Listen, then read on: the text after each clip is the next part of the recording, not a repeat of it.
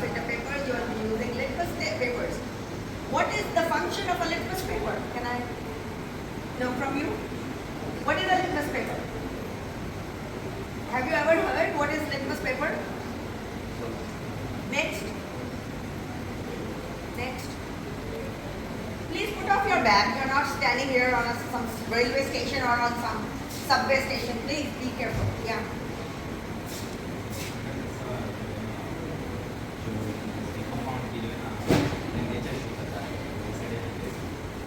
Right.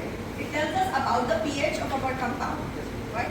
Then whether it is acidic in nature or basic in nature. Now there are two types of litmus papers: blue litmus paper and red litmus paper. When you will use the compound that turns blue litmus paper to red, we call it acidic, and when it turns red litmus paper to blue, we call it basic. There is a specific range for an acidic compound, and there is a specific range for the basic compound. And 7 is a neutral. 7 is neutral. Prepare yourself in the lab for coming here, right? You should know these basic things. You are no more in part 1 or 2, you are in part 3. You are supposed to learn something. Huh?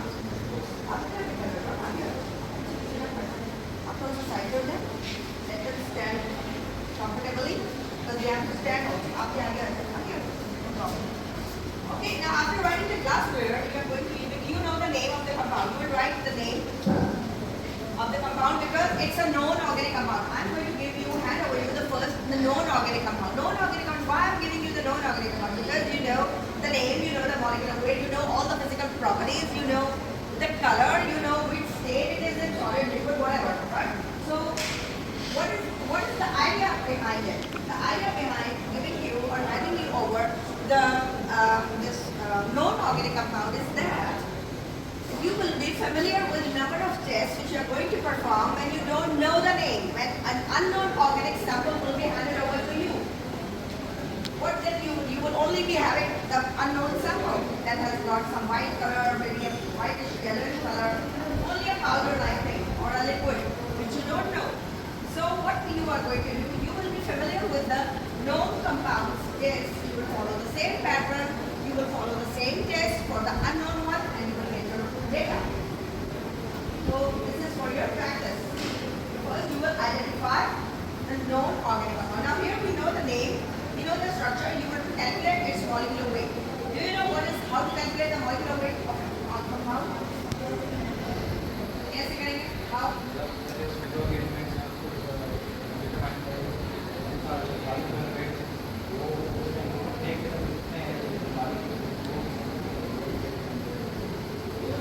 Count the number of carbons and hydrogens and the functional groups carbon and hydrogen. That's it. And you will write down plus minus को carry करेंगे and you will get the molecular weight of that compound. इस तरह से होगा calculate करके. नहीं आता उसको सीखो कैसे करना है, how to calculate it. It's not a difficult thing. You should know how to calculate the molecular weight of any organic compound or any compound. Okay? How many carbons are attached, how many hydrogens are there, and how many carbons have got numbers attached to them. You will multiply those numbers, some are multiplied, some are added, like that. So after writing the object in the glassware, you are going to write down the heading preliminary examination. You will turn the pages of your scheme, page number 22. No, not 22, 16. 16 or 17.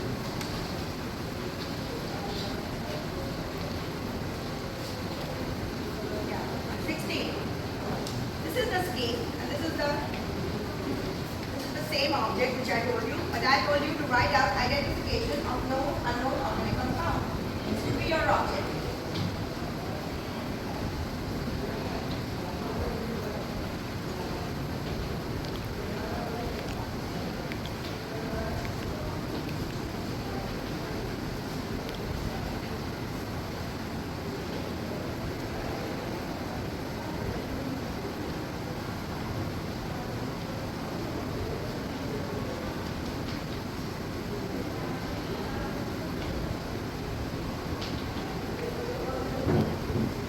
As this is the general object. object. But as today, we know we are going to begin with a known organic compound. We are going to write down identification of a known organic compound. And known, after writing down the known, you will write down benzoic acid.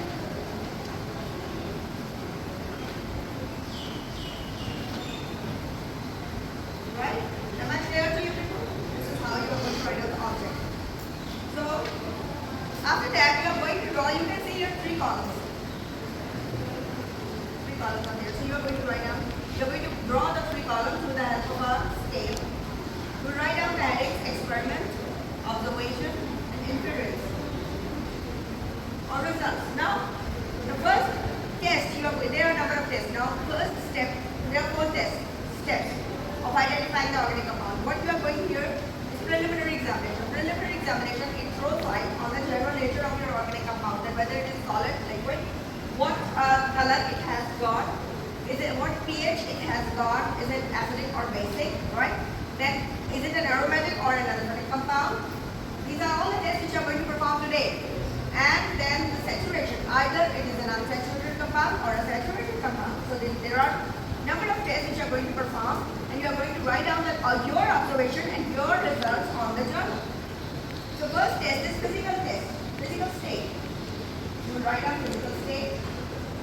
What would be the physical state of an organic compound? Benzoic acid, we know the name. Now we know the name. Benzoic acid is a white solid.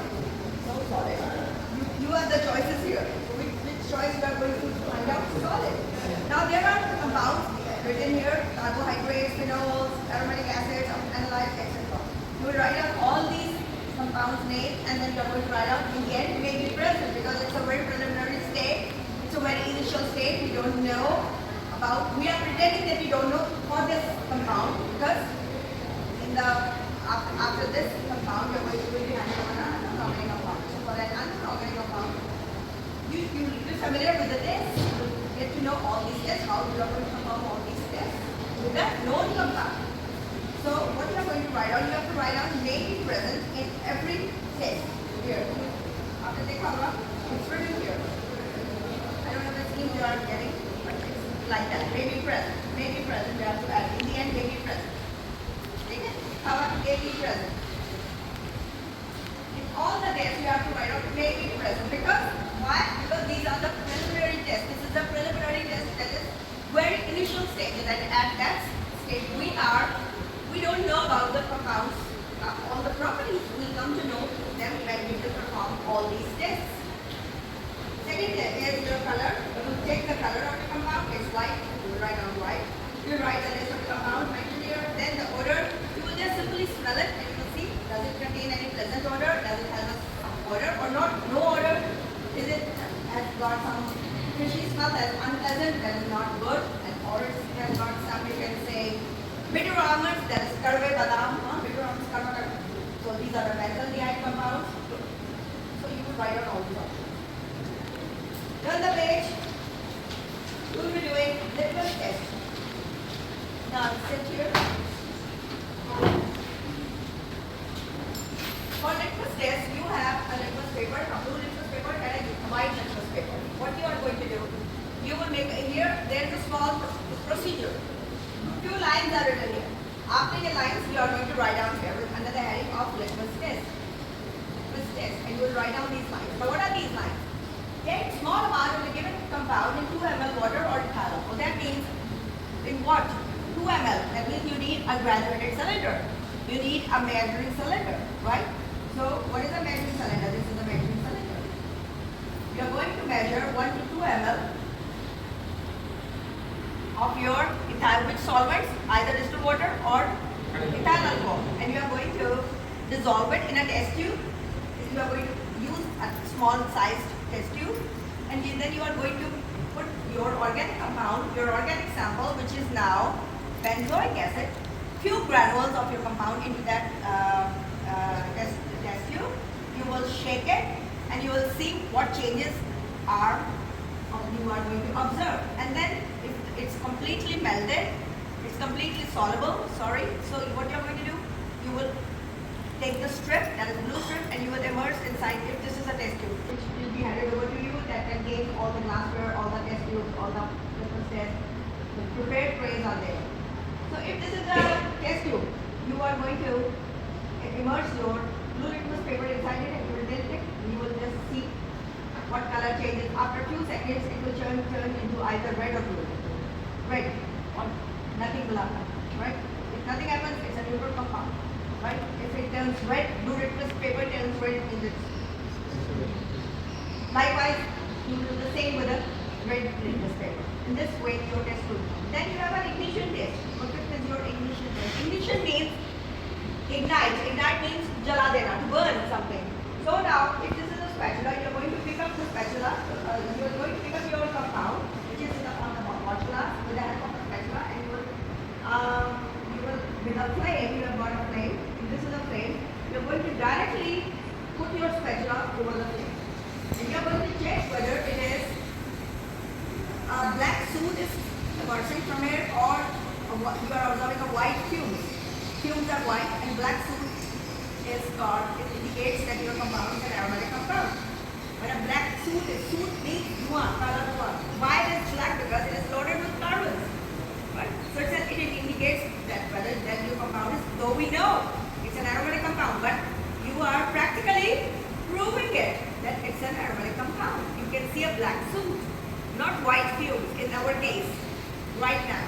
Okay? In the same sense, you are going to do after that the solubility test. Test number 6 is solubility test. What does solubility test tell us? It tells you about that in which solvents, organic solvents, your given organic compound is soluble in.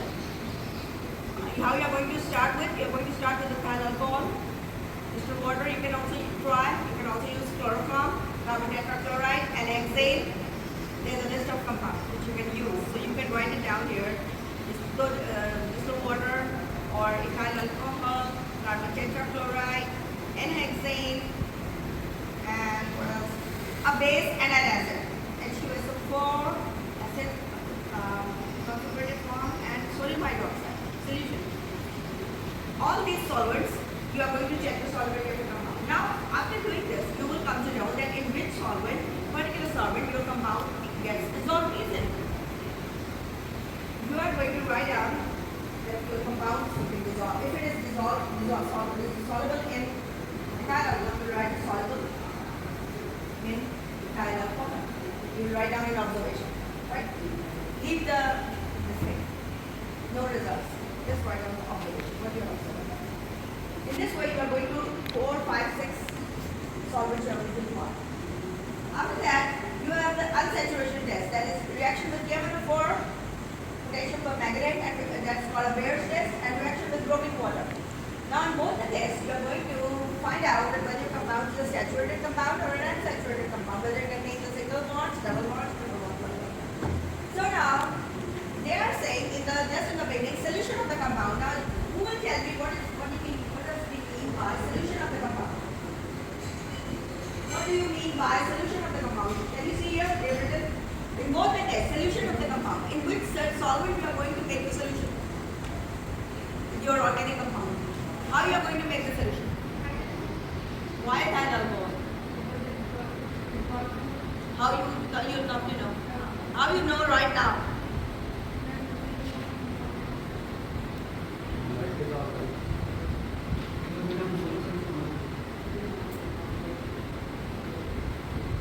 क्या idea आ रहा है आपको? Solution of the compound किस चीज का बनेगा? अभी हमने solubility test we have just done. We have checked the solubility. I'm giving you a hint. We just checked the solubility. We know the name of the solvent in which our compound is soluble.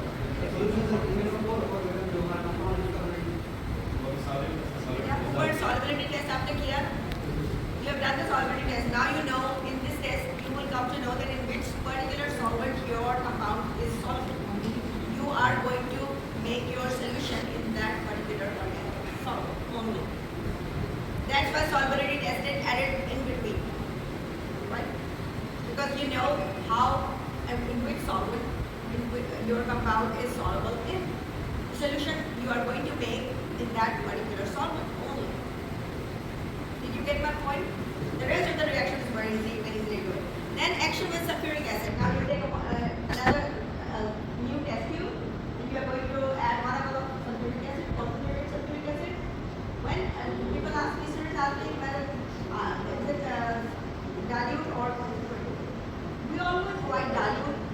are supposed to use the dilute one. Dilute is written there, D-I-L. When dilute is not there, we suppose it is concentrated form. So you use the concentrated sulfuric acid 1 atom and you add a few granules of your organic compound. Always take few granules. In every test, take few granules of your organic compound and see if it tells what observation. There are 3 observations. Just check the observations and write the results. Whatever results you are getting, just write. In this way, your preliminary examination is completed. Bye.